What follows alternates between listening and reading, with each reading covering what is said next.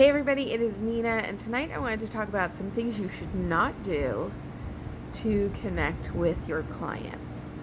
My name is Nina Clear. I own Clear Marketing Services, and I give business owners tips on how to connect, convert, and retain their ideal customer through using social media. I also help businesses. And I do that, besides just giving the tips, I do copy and content writing. I do Facebook ads, influencer marketing, uh, management, basically. So I contact influencers for customers and set up a whole marketing plan. And then I do video scripts. And video scripts are really fun.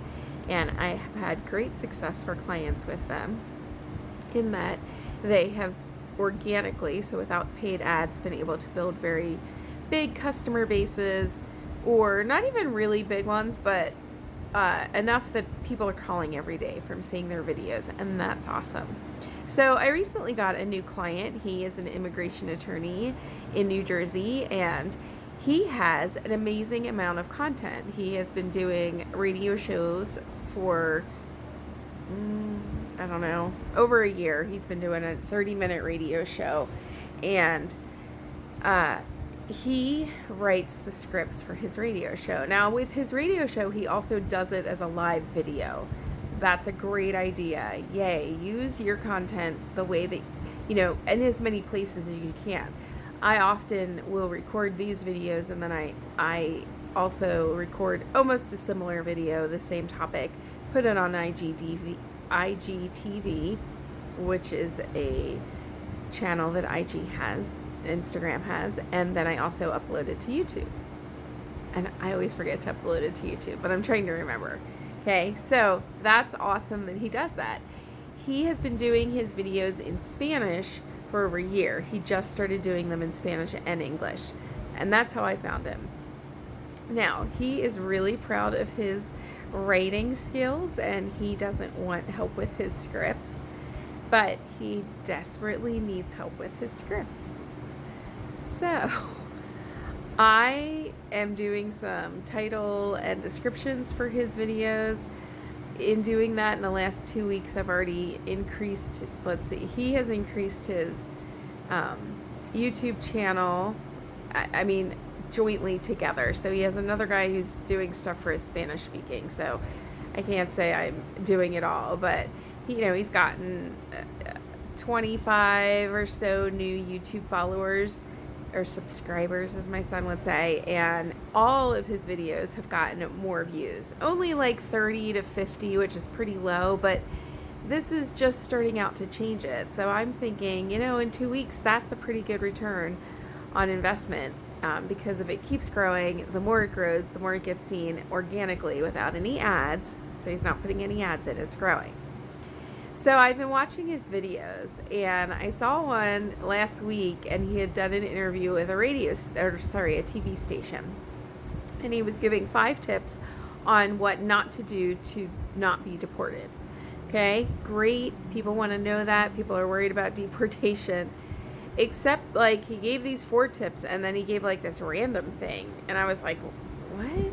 He must have gotten confused, because the guy had asked him a question in the middle of giving all 5 of his tips. And the 5th tip wasn't really a tip of what not to do. It was something you should do, right? And it was just confusing, and I was like, oh, that didn't work too well. But, whatever. He's happy to get on TV and have people call him.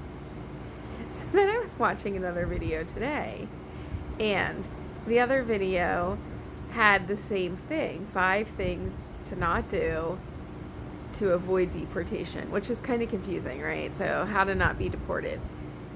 And we all know that when you put numbers in, it is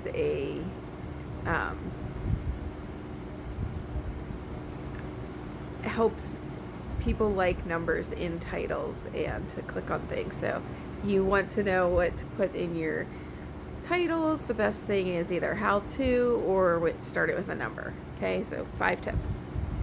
And I'm listening, and he gave these 5 same exact tips again. But again, the 5th tip was not a freaking tip. It's not a don't do this to avoid being deported. It's a, oh, if your family circumstances like this, you might be able to get a valid legal status. It's like totally random. And then, not only that, but he wanted to fill time because he has like this time, he has to do 30 minutes for this radio show. So he came up with these really weird analogies, totally weird and random. So he called his one the Mel Gibson analogy, okay?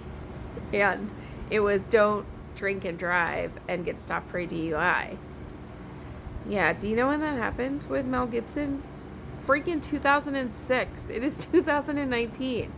Most people in the world don't even know about that. And immigrants do not know about that at all, okay? Then he gave his George Clooney analogy. So what do you think when you hear George Clooney? He's married to Amal, he has twins, maybe like Ocean's 11 or those movies, because that's what he's done recently. I don't know if he's done anything else. That's all that comes to my mind.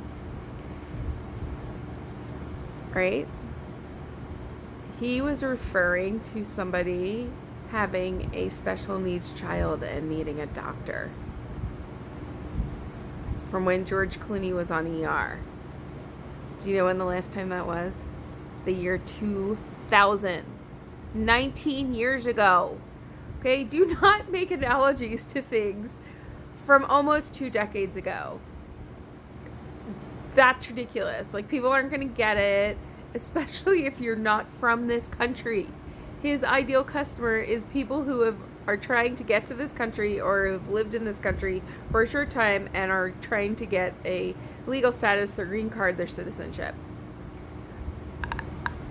Like, I was just dumbfounded that he's like, oh, these are so awesome. And he's been using them over and over and over again. No wonder nobody's watching your videos, buddy. Anyway, he's a really nice guy. He's very business oriented, and I love being able to work for him, and I like having clients. But so if you need someone to like watch your videos and critique them, I'm really good at figuring out. You tell me your brand. I don't do brands, but I'm good at figuring out brand voice, and even better than that, I'm really good at figuring out who your ideal customer is and how to talk to them so that you connect with them. And let me tell you, using some TV character from 20 years ago, not the way to do it. Okay? Any questions? Drop them below. Thanks for watching.